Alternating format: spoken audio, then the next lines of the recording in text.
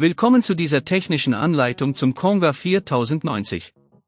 Wir sind Kelatos Informática, Spezialisten für technische Reparaturen. Wir holen dein Gerät direkt bei dir zu Hause ab, führen eine kostenlose Diagnose durch und schicken dir einen Kostenvoranschlag, bevor wir reparieren. Keine Anrufe, keine Fahrten.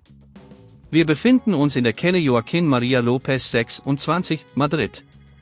Bequem, transparent und professionell. Link in der Beschreibung. Der Conga 4090 kann manchmal komische Geräusche machen, was auf einen Defekt im Motor oder im Bürstenmechanismus hindeutet. Wenn das Problem nicht rechtzeitig behoben wird, kann es zu weiteren Schäden am Gerät kommen, die teurer zu reparieren sind. Um den Conga 4090 zu reparieren, benötigst du einige Werkzeuge, einen Kreuzschlitzschraubendreher, eine Zange, etwas Silikonspray und eventuell einen Ersatzmotor, falls das Problem dort liegt. Zuerst öffnen wir den Conga 4090. Achte darauf, dass du das Gerät vom Stromnetz trennst. Entferne die Schrauben auf der Unterseite des Geräts mit dem Kreuzschlitzschraubendreher. Sei vorsichtig, um keine der Schrauben zu verlieren. Sobald alle Schrauben entfernt sind, kannst du das Gehäuse vorsichtig abheben. Achte darauf, dass du keine Kabel beschädigst. Jetzt solltest du den Motor und die Bürste sehen.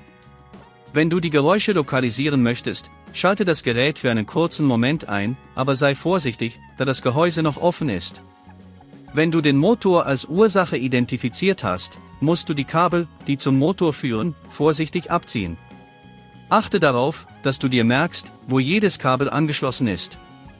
Die Schrauben, die den Motor halten, sind oft etwas fester angezogen, also benutze gegebenenfalls etwas mehr Kraft, um sie zu lösen. Wenn du den Motor entfernt hast, kannst du ihn einfach durch den neuen ersetzen. Schließe die Kabel wieder an und achte darauf, dass sie richtig verbunden sind. Wenn dir das an dieser Stelle zu kompliziert wird, denk daran, dass wir bei Kelatos dein Gerät zu Hause abholen und es dir repariert zurückschicken. Nachdem alles wieder zusammengebaut ist, setze das Gehäuse wieder auf. Überprüfe, ob alle Schrauben wieder fest angezogen sind. Teste das Gerät, um sicherzustellen, dass es jetzt normal funktioniert und keine komischen Geräusche mehr macht. Um zu vermeiden, dass das Problem erneut auftritt, empfehle ich, den Conga regelmäßig zu reinigen und die Bürsten auf Abnutzung zu überprüfen. Achte darauf, dass sich keine Haare oder Schmutz im Motorbereich ansammeln. Wenn du kein Risiko eingehen willst, bei Kelatos holen wir dein Gerät ab, reparieren es und liefern es dir nach Hause, in der ganzen Schweiz.